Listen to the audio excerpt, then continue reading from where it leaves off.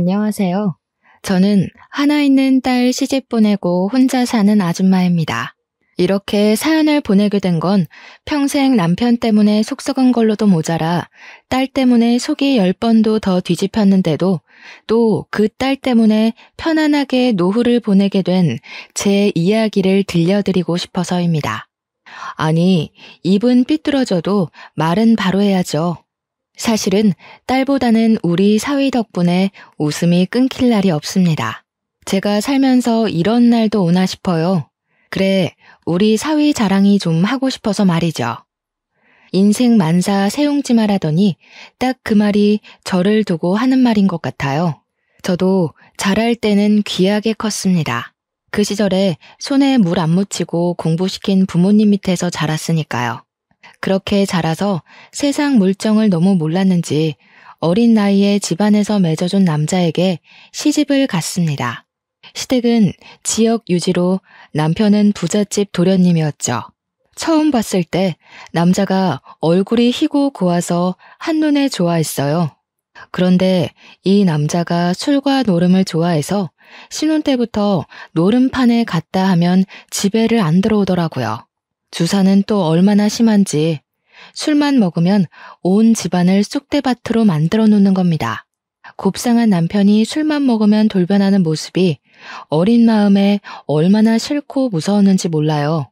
그래도 아버님 살아계실 때는 남편도 눈치 봐가며 노름하고 술 마시고 했는데 돌아가신 다음부터는 물 만난 물고기처럼 돈도 펑펑 술도 펑펑 물려받은 논이며 밭이며 다 팔아치우고 가세가 기울어 작은 집으로 더 작은 집으로 이사를 몇 번이나 했는지 친정의 도움받고 틈틈이 몰래 모은 쌈짓돈 보태서 조그만 동네 식당 하나 차렸습니다. 식당 장사하며 겨우겨우 풀칠만 하며 살았죠. 식당까지 찾아와 돈 내놔라 행패 부리는 남편 진절머리 나서 하나뿐인 딸 데리고 도망칠 궁리도 했어요. 그런데 또 술 안 먹고 멀쩡한 정신일 때는 얼마나 손이 발이 되도록 빌고 어찌나 저에게 잘해주던지 사람이 어찌 이렇게 180도 돌변할 수도 있나 놀랍기만 했죠. 그래도 거기 한 번 속아주고 2번 속아주고 3번 속아주고 그게 저 자신을 거듭거듭 속이는 짓인 줄도 모르고 그 남자 때문에 마음고생 몸고생하느라 한 시절이 훌쩍 갔어요. 남편이 집 나가 한동안 안 들어오더니만 어느 날 식당으로 찾아왔는데 식당 한 구석에서 숙제하고 있던 어린 딸이 제 아빠 얼굴 보자마자 무서워서 까무러치게 울면서 제 뒤로 숨는 걸 보고 그 인간은 적잖이 충격받은 표정이더라고요. 그러자 그 자리에서 후원장담을 하며 딸아이를 달래더라고요. 이제 다시는 술 안 먹는다. 또 술 먹으면 내가 인간이 아니다. 아빠가 미안하다. 술 깨고 제정신 돌아오면 다시는 술 안 먹는다. 미안하다. 이제부터 잘하겠다. 구구절절 매달리는 게 뻔한 순서라 쳐다도 안 봤는데 어찌된 영문인지 그날부터 개과천선을 해서는 정말로 술을 안 먹더라고요.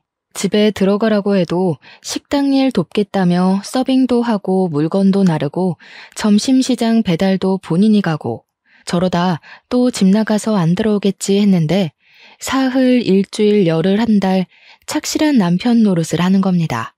딱 3개월이었어요. 그때가 우리 가족 제일 행복했던 시기다 싶어요. 사람이 갑자기 너무 변하면 죽을 때가 된 거라더니 그 말이 정말인 줄은 몰랐네요. 3개월 멀쩡한 남편 아빠 노릇 좀 하는가 싶더니 비실비실하다가 쓰러지고 말았어요. 말기암이라는 겁니다. 그러게요. 남편 복이라는 건 저한테 올 복이 아니었나 봅니다. 그 3개월 좋았던 기억과 그동안의 미운 정이 뭔지 남편 가는 날까지 정성껏 병수발 들며 한 시절이 또 훌쩍 갔습니다. 그렇게 남편 보내고는 우리 딸 어디 가서 기죽이지 않고 아빠 없다 소리 안 듣게 하려고 참 애지중지하면서도 경우 바르게 키웠습니다. 그렇게 딸 하나 있는 거 잘 키우느라 또 한 시절이 훌쩍 갔죠. 남편 건사하고 딸 키우느라 혼자서 애면글면하며 좋은 날은 다 보내고 저는 어느새 나이가 먹을 대로 먹어버렸죠. 딸은 어린 시절부터 고생하는 저를 봐서인지 아빠 같은 사람과는 절대 결혼 안 할 거라고 입버릇처럼 말해왔어요. 돈 많은 남자 만날 거라는 말도 자주 했었고요. 딸아이가 키는 좀 작은 편이지만 예쁘장하게 생겨 어릴 때부터 따르는 남자애들이 많았어요. 20대가 되고 연애도 하는가 싶었는데 누구 좀 만나는가 보다 하면 성에 안 찬다고 뻥뻥 차는 것 같대요. 돈 보고 연애하나 싶어서 내심 마음에 걸려 타이르기도 했죠. 미나야, 돈이고 얼굴이고 다 필요 없다. 돈 많아봤자 너한테 안 쓰면 그만이고 얼굴 잘나봤자 그거 뜯어먹고 살 거 아니야. 너만 위해주고 너만 보고 사는 사람 만나야지. 엄마는 뭘 몰라. 나만 위해주고 나만 보는 사람 중에서 돈도 많고 얼굴도 잘난 사람 만날 거니까 걱정을 마셔. 호언장담하며 큰 소리를 치는 딸아이를 보니 물가에 내놓은 어린애 보는 마냥 마음이 안 놓였죠. 20대 후반이 되어 밤늦게까지 오빠 오빠 하며 통화를 오래 하는가 싶더니 어느 날 만나는 사람이 있다고 결혼하고 싶은 사람이라고 상대방에게 프로포즈도 받았다고 털어놓더군요. 그동안 나름 괜찮아 보이던 대학 친구들, 회사 사람들, 오랫동안 저 좋다고 따라다닌 소꿉친구까지 다 마다하고 우리 딸이 고르고 고른 사람이 어떤 사람인지 궁금하기도 하고 기특하기도 했습니다.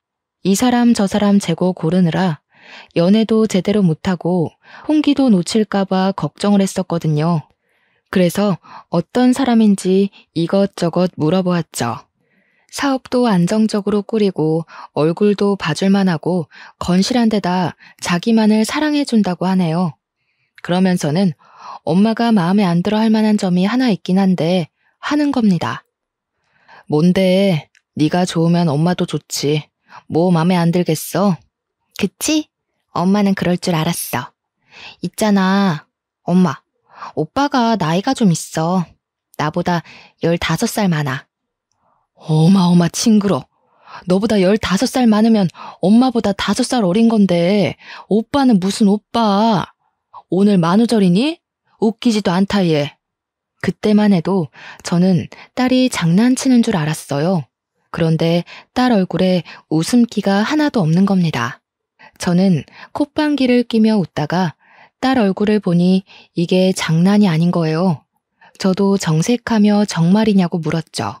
딸애가 고개를 끄덕이더니만 또 하는 말이 가관이었습니다. 그리고 오빠가 한 번 갔다 왔대.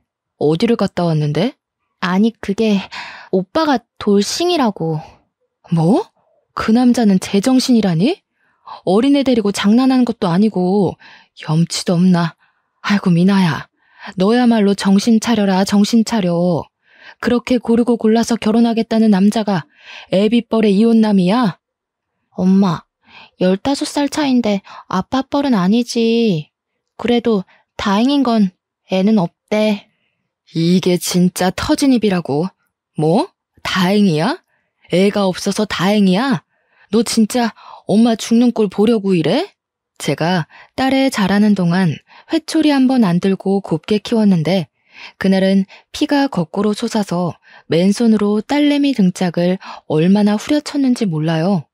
그걸 그대로 다 맞으면서 엄마 미안해. 엄마 나도 어쩔 수가 없어. 엄마 나 오빠 사랑해 하며 엉엉 울더란 말입니다. 어릴 때부터 아빠 정 못 받고 자라서 아빠 빈자리 때문에 나이 많은 사람 만나나 싶어 떠난 남편이 그토록 원망스러웠습니다. 정상적인 가정에서 키우지 못한 저 때문인 것 같아서 죄책감과 미안함에 너무 속이 상했습니다.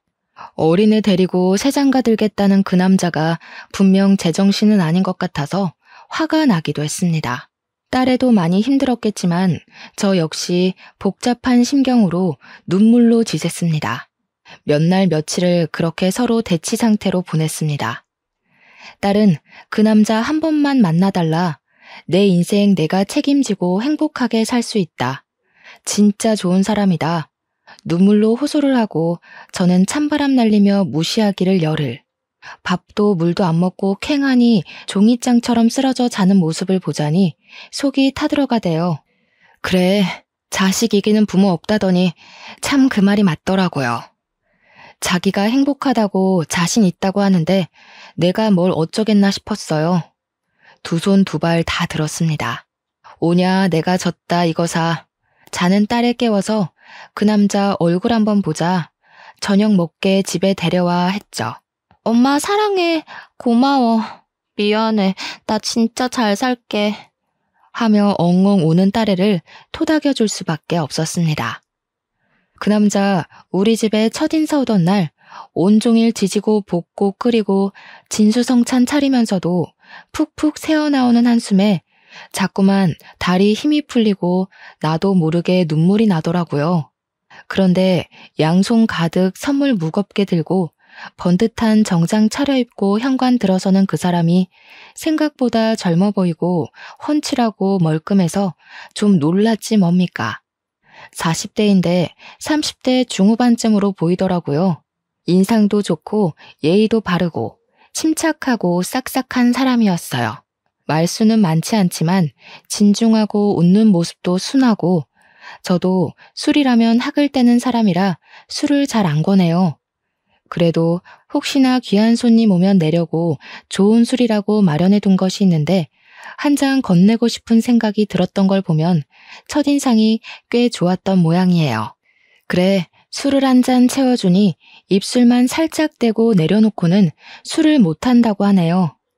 그 말 들으니 마음속에서는 100점 팡파르가 울리더군요. 알코올 중독자 남편 건사하느라 평생 고생한 저는 그 말이 제일 마음에 들었네요. 뭐니 해도 딸아이 위해주는 게 한눈에 보여서 더욱 마음이 놓였습니다. 상견례 자리에서 만난 사부인도 고상하고 상냥했어요. 귀한 딸 보내주셔서 감사하다 예의 바르게 인사하는 모습이 꼭 TV 연속극에 나오는 사모님 같더라고요. 남자를 처음 본 날도 상견례 날에도 그동안 뭣도 모르고 뜯어말린 제가 참 미안해지지 뭐예요. 결혼 후에 딸아이는 행복한 신혼생활을 시작했습니다. 우리 딸 고생할까봐 시엄마랑 같이 사는 게 좀 못마땅하긴 했지만 딸애는 그것도 좋다더군요. 이래저래 살림 노하우도 많이 가르쳐주고 같이 취미생활도 한다고요. 그래도 집에는 한 번씩 사위랑 같이 내려오곤 했는데 어느 때부턴가 내려오는 주기가 뜸해지더라고요. 전화통화는 이틀에 한 번은 했던 것 같은데 어느샌가 제가 전화를 해도 잘 안 받고 전화가 걸려오지도 않더라고요. 자기들 살기 바쁘겠지, 행복하게 살면 됐지, 시열은 같이 사니 눈치도 보이겠지 하며 내심 서운해도 이해하려고는 했어요. 그런데 어느 날 꿈자리가 너무 뒤숭숭해서 딸애한테 전화를 거니 안 받더라고요. 그래서 사위에게 전화를 거니 장모님 하고 반기며 전화를 받아요. 미나가 요새 통 연락이 안 된다고 무슨 일이 있느냐 물으니 딸이 요새 시엄마랑 여기저기 놀러를 많이 다닌다고 취미생활 즐기느라 바빠서 그런 것 같다 하대요. 집에 가서 장모님 전화드리라고 하겠다면서요. 그래도 그날은 내가 당장 통화해야겠다는 생각이 들어서 사돈에게 전화를 했습니다. 사돈도 어머 사부인 잘 지내셨어요? 하고 저를 아주 반기며 우아하게 전화를 받는 겁니다. 딸아이 안부를 물으니 잘 지낸다고 해요. 옆에 있으면 바꿔달라고 하니 밖에 나갔다는 거예요. 포기하고 끊으려니 전화기 너머로 어머니, 저희 엄마예요? 엄마! 하는 딸의 목소리가 들리더라고요. 그런데 사돈은 이만 끊겠다며 황급히 전화를 끊어버리는 겁니다. 아무리 생각해도 이상해서 밤새 뒤척이다가 다음날 무작정 딸의 집으로 찾아갔어요. 사돈이 반기며 문을 열어주더라고요. 사돈에게 딸이 너무 보고 싶어서 결례를 무릅쓰고 연락도 없이 왔다고 양해를 구했죠. 거실로 들어가니 딸이 2층에서 내려오더라고요. 엄마 오셨어요? 하고 웃으면서 인사하는데도 얼굴이 왜 그리 어두워 보였는지 한껏 꾸미고 화장까지 하고 있는데 초췌하고 살도 많이 빠지고 입술도 부르터 있더라고요. 아니, 미나야, 어디 아파? 얼굴이 왜 이리 상했어? 우리 아가 예쁘기만 한데 뭘 그러세요, 사부인. 누가 들으면 제가 시집살이 호되게 시키는 줄 알겠어요. 아유, 무슨 말씀을요. 그런 뜻이 아니라 애가 살이 너무 많이 빠져서 얼굴이 안 되어 보여 한 말이에요. 형욱이하고 좋은 데 놀러 다니고 저하고 쇼핑하느라 하도 돌아다녀 그런가 요새 부쩍 살이 좀 빠졌네요. 새아가 기력이 허해진 것 같아서 보약 다려 먹이는데도 이래요. 타고나길 허약 체질인가 봐요? 맞아요, 어머니. 제가 좀 약골이에요. 어릴 때 가난해도 철마다 제 보약은 해먹이고 좋다는 거 다 해주며 키웠는데 약골은요? 무슨 남들 다 걸리는 환절기 감기도 잘 안 걸리는 건강 체질로 키운 걸 제가 얼마나 뿌듯해하는데 시모 말에 맞장구 치면서 본인이 허약 체질이라고 하는 딸을 보니 속이 뒤집혔습니다. 딸 얼굴을 찬찬히 보니 화장을 했는데도 볼이 퍼렇게 멍이 든 게 보이더라고요. 이건 왜 이러냐, 어쩌다 멍이 들었냐 하니 또 시엄마가 대답을 해요. 사부인, 새아가가 조심성이 좀 없더라고요. 요즘 애들 다 그렇게 하겠지만 유난히 덤벙덤벙 왈가닥이에요, 며느라기가. 미끄럽지도 않은 곳에서 미끄러져 넘어지며 테이블 모서리에 얼굴을 찧었지 뭐예요. 그러게요. 제가 미끄러지는 바람에.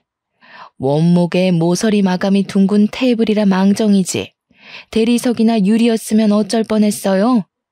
형욱이가 퇴근해 와서 새아기 얼굴 이런 거 보고 어쩔 줄을 몰라서 호호 불어가며 약 발라주는데 아유, 팔불출.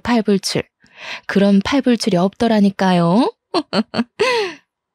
제가 딸에게 말 한마디 걸라치면 사돈이 끼어들어서 제깍제깍 먼저 대답을 하는 것이 영 불편했습니다. 딸애는 그림처럼 앉아서 따라 웃고만 있는 게 꼭 제 딸이 아닌 것만 같더라고요. 거실에 앉아 차 한잔하며 이런저런 얘기를 나누는데 옆에서 딸아이가 사과를 깎더군요. 집에서는 제가 깎아주는 과일만 납죽납죽 받아먹던 것이 껍질을 너무 얇게 잘 깎는 게 신기하고 놀라워서 이걸 이렇게 잘했냐, 언제 배웠냐 물으니 또 시엄마가 대답을 하더라고요. 아유, 말도 마세요. 제가요, 사부인, 처음에 새아가 과일 깎는 거 보고 기함을 했다니까요. 껍질을 뭉텅뭉텅 쳐내면서 깎는데 버리는 게 절반이라 얼마나 놀랐는지. 아니, 예쁘게 깎기라도 하면 모양 낸다고 생각했을 텐데 그것도 아니더라고요. 아, 네. 우리 미나한테 집안일은 따로 안 시키고 키웠어요. 그래도 어깨 너머로 보고 배워서 요리도 곧잘하고 저 대신 살림도 꼼꼼히 잘했는데. 그러니까요. 사부인 식당 하시느라 바쁘셨다죠? 우리 새아가 제대로 못 배운 게 많더라고요. 어깨 너머로 대충 보고 배운 거랑 정식으로 차근차근 배우는 거는 다르니까요. 그래도 제가 과일 잘 깎는 방법을 하나하나 가르쳐주니 이제 이렇게 예쁘게 잘하잖아요. 네, 그러네요. 요리도 제대로 할 줄 아는 게 아무것도 없더라고요. 덕분에 요즘은 새아가 살림 가르치는 재미로 살아요. 대화 내내 딸아이 흠을 들춰내면서 본인이 새로 다 처음부터 가르치고 있다고 자랑을 하더라고요. 뭐 하나 제대로 잘 가르쳐 보내지 못한 제 흉인 것 같아서 마음이 편치 않았습니다. 그런 제 속도 모르고 딸이라는 게 지 시편을 들면서 어머니가 잘 가르쳐 주셔서 요리도 많이 배우고 너무 재밌어요. 하는 거예요. 그 꼴을 보니 한 대 쥐어받고 싶은 겁니다. 시집 가면 남의 집 사람 된다더니 저걸 내가 배 아파 낳았네. 속으로 꿍얼거리면서도 딸의 얼굴이 너무 초췌해서 석연찮더라고요. 그래도 본인이 저리 잘 살고 있다고 하니 괜찮은 거지 싶어서 억지로 마음을 달래면서 집에 돌아왔어요. 그런데 며칠 뒤 주말 밤에 누가 올 시간이 아닌데 초인종이 울리더라고요. 인터폰을 보니 동네 통닭집 사장 승철이에요. 승철이가 누구인고 하니 딸아이랑 어릴 때부터 온 동네에 돌아다니며 둘이 잘 붙어 다니던 소꿉친구예요. 제가 젖먹이 딸 안고 조그만 식당 차린다고 이사 왔을 때부터 승철이네는 이 동네 터줏대감이었죠. 우리 남편이 집 살림살이 다 때려 부술 때마다 딸애 안고 도망갔던 곳이 승철이 집이에요. 승철이 엄마가 우리 미나도 많이 이뻐해주고 저를 아웃님 부르면서 많이 위해주셔서 저도 형님 하며 잘 따랐어요. 남편 보낼 때도 옆에서 많이 위로해주시고 챙겨주셨더랬죠. 승철이가 고등학생 때 우리 딸한테 좋다고 고백했다가 차인 걸로도 동네에서 유명했어요. 승철이는 아버지 어머니 돌아가시고 나서 부모님이 평생 운영하던 통닭가게 리모델링해서 새로 열더니 동네에 유명 프랜차이즈 치킨 가게도 하나둘 들어왔는데도 아직까지 장사 잘하는 걸 보면 꽤 수완이 좋은 것 같았어요. 그런 승철이 녀석 얼굴이 인터폰에 비치고 있는 거예요. 승철아, 어쩐 일이니? 아줌마 치킨 안 시켰다. 어머니, 그게 아니고요. 잠깐 문 좀 열어주세요. 다짜고짜 문을 열어달라니 무슨 일인가 싶어 어리둥절해 대문을 열어주었습니다. 그러고는 현관문을 열고 마당으로 나가보니 승철이가 우리 딸 미나를 업고 들어오고 있는 겁니다. 미나는 맨발로 승철이 등에 엎인 채로 울고 있었습니다. 눈앞이 하얘지더라고요. 이게 무슨 일이야? 미나야, 이게 무슨 일이야? 승철아, 어서 들어오거라. 하며 집 안으로 들이니 승철이가 딸아이를 소파에 내려놓았죠. 엄마, 내가 승철이한테 치킨 배달해달라 했어. 엄마한테 오려고. 승철이한테 내가 엄마 보고 싶다고. 내가 엄마한테 데려달라 했어. 딸애는 대성통곡을 하며 서럽게 울기 시작했습니다. 이게 대체 무슨 일인지 며칠 전만 해도 행복한 결혼 생활이라고 좋아하던 우리 딸애기가 왜 이런 몰골로 동네 소꿉친구한테 엎여와서 제 앞에서 이렇게 울고 있는지 아득해지는 정신을 부여잡고 딸애를 토닥였습니다. 1시간 가까이를 울음을 쏟아내다가 제풀에 지쳤는지 흐느끼며 넋을 놓고 앉은 딸애를 보니 무슨 일이 있어도 단단히 있구나. 나도 마음을 단단히 먹어야겠구나 싶어지는 겁니다. 따뜻한 보리차를 내려 딸아이가 한 잔 다 마실 때까지 기다렸습니다. 미나야, 방에 보일러 틀어놨다. 오늘은 일단 따뜻하게 자고 내일 엄마랑 얘기하자. 승철아, 아줌마가 정신이 없어 너를 그리 세워뒀다. 고맙다. 조심히 들어가라. 아니에요, 어머니. 저 가볼게요. 무슨 일 있으면 꼭 연락 주세요. 미나야, 나 갈게. 안녕.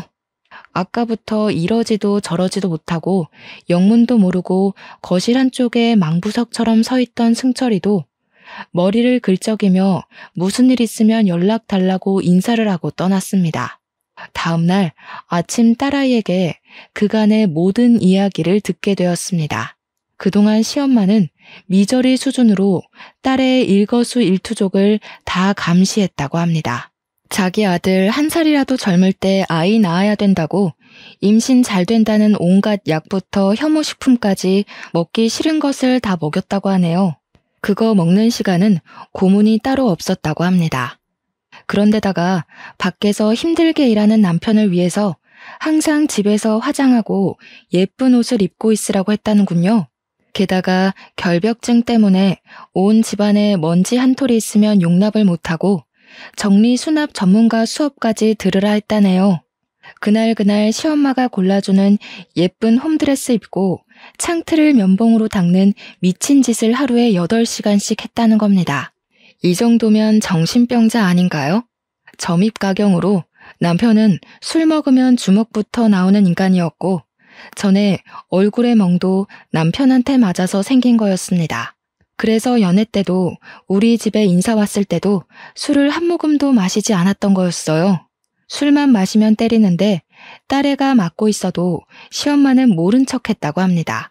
그리고 술에서 깨면 손이 발이 되도록 빌면서 온갖 선물과 꽃을 사다 바치고 멍든 얼굴이며 온몸이며 약을 발라주며 우리 자기 너무 아팠겠다. 내가 죽일 놈이다. 다시는 술 안 먹겠다 하더랍니다. 그럼 또 마음이 약해져서 술이 죄지 사람이 죄냐 싶어 어물쩍 넘어가 줬다는군요. 그 술버릇 손버릇과 시엄마의 미저리짓 때문에 전처에게 이혼당했다는군요.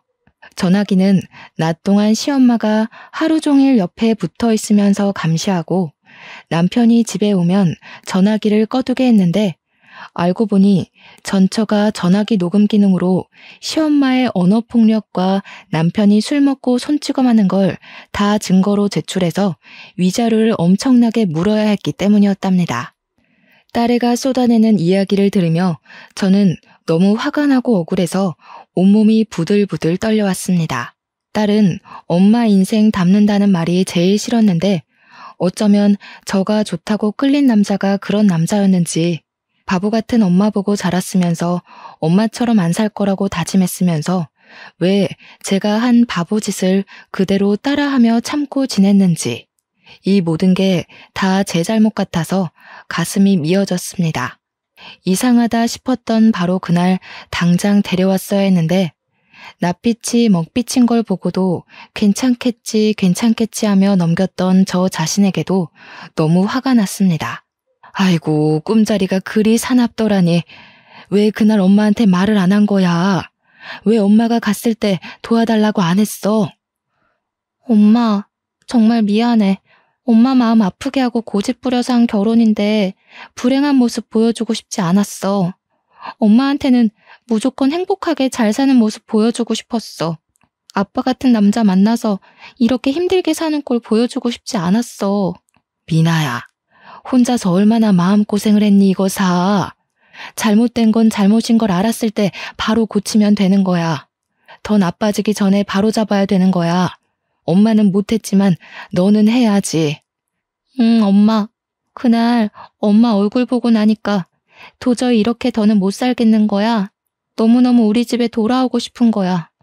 그래서 거기서 어떻게 탈출할지 몇 날을 고민했어.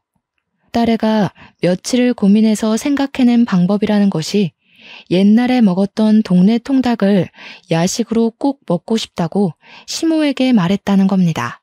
그 정신병자 같은 시모는 모든 식사와 간식을 수제로 집에서 만들게 하는데 딸이 정말 맛있는 통닭이라고 어디에서도 못 먹어보는 맛이라 본인이 도저히 만들 수가 없다고 한번 어머니가 드셔보시고 양념 비법을 찾아내서 가르쳐 주시면 다음부터는 본인이 만들어 보겠다고 그렇게 오버를 하면서 며칠을 통닭 노래를 불러대니 그럼 한 마리 시켜보라 했다는 겁니다.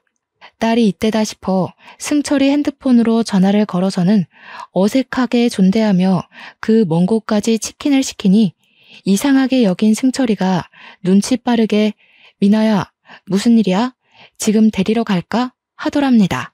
그래서 딸애는 네 조심해서 와주세요 하고 전화를 끊었다고 합니다. 승철이가 1시간 20분이 걸리는 거리를 오토바이로 달려가 인터폰을 누르자마자 딸애는 대문까지 맨발로 달려나가서 그 길로 승철이 오토바이를 뒤에 타고 집까지 온 거였습니다.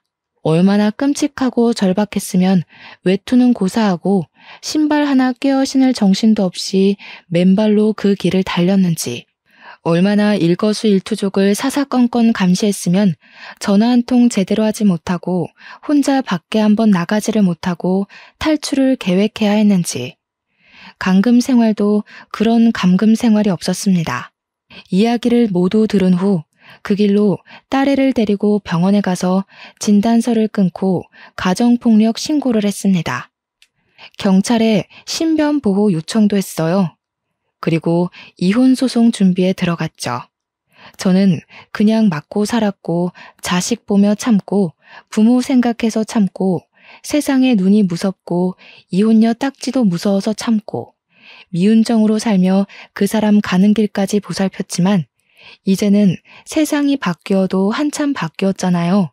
딸의 이혼 준비하면서 수십 년 전 제가 못했던 이혼을 대신하는 기분이었다면 사람들이 웃으려나요? 희한하게 그런 심정이더라고요. 제 이혼 준비하는 기분이요.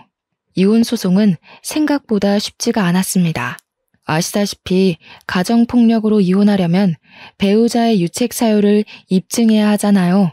그런데 상대방이 전처와 이혼할 때 증거를 너무 많이 남긴 탓에 재산 분할이며 위자료며 엄청나게 보상해준 경험 때문에 두 번째 결혼 생활에서는 철두철미하게 증거를 안 남긴 겁니다. 딸에는 그동안 핸드폰을 거의 사용할 수 없었으니 폭력이 발생해도 신고할 수도 녹음할 수도 없었고 상처 사진을 찍을 수도 없었고 병원에 가서 진단서 한 장 끊을 수도 없었으니까요. 가정폭력으로 신고를 한 탓에 경찰 조사에 응해야 했던 상대 쪽은 열이 받을 대로 받았는지 엄마와 아들이 둘이서 돌아가며 제 핸드폰으로 전화를 해댔습니다. 그냥 무시하며 받지 않다가 욕이라도 한바탕 퍼부어 주려고 전화를 받았습니다. 그 미저리 같은 엄마더라고요.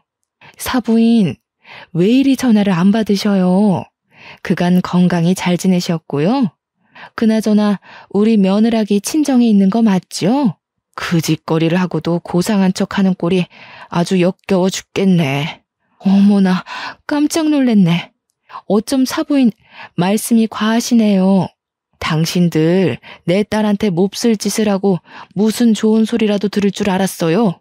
몹쓸 짓이라뇨. 사부인, 오해가 깊으신 것 같아요.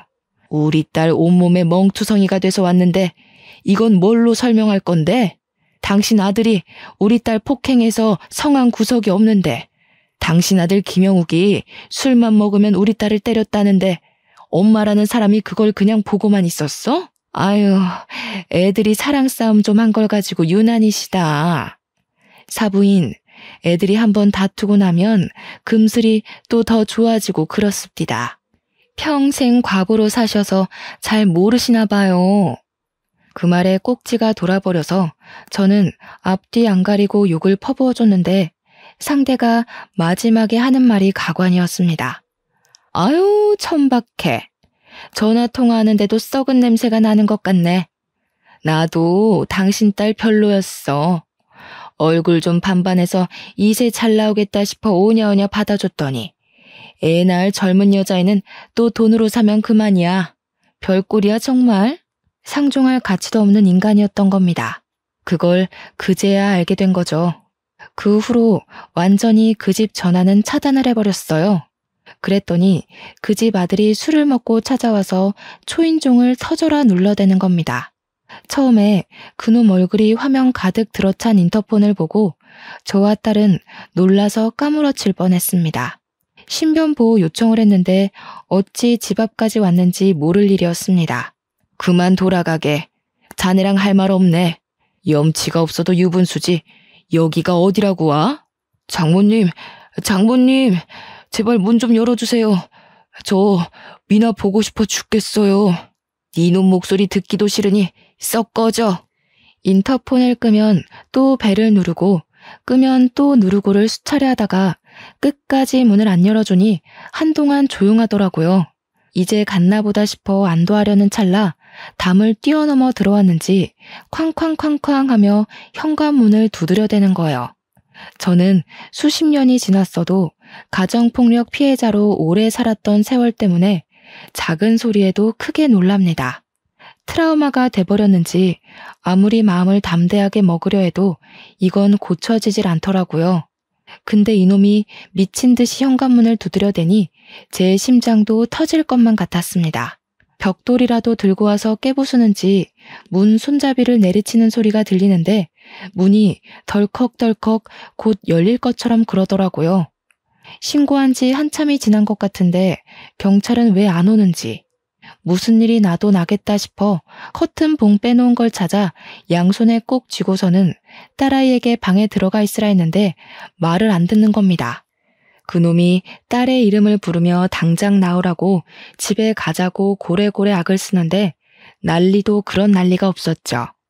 그러다가 현관 위쪽이 불투명 유리로 돼 있는데 그걸 와장창 깨버리더니 깨진 유리 너머로 손을 불쑥 집어넣어서 문 손잡이를 돌려 여는데 어찌나 공포스럽던지 현관문을 열어 젖힌 그놈이 술 냄새를 풀풀 풍기면서 휘청거리며 소리치더군요.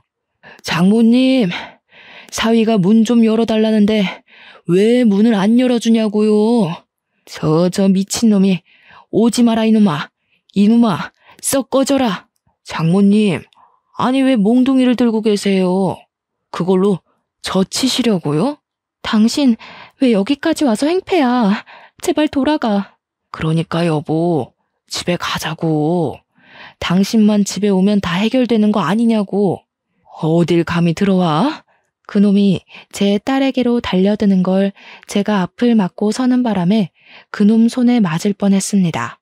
반사적으로 얼굴을 돌리며 웅크렸는데 아무 일이 없어서 눈을 떠보니 승철이가 언제 왔는지 그놈 목을 팔로 두르고 있더라고요. 그 외에 레슬링에서 하는 것처럼요. 그놈이 몸을 돌려 목에서 팔을 풀더니 승철이 얼굴에 주먹을 날렸고요. 그제야 비로소 경찰이 도착했죠. 그날 생각만 하면 지금도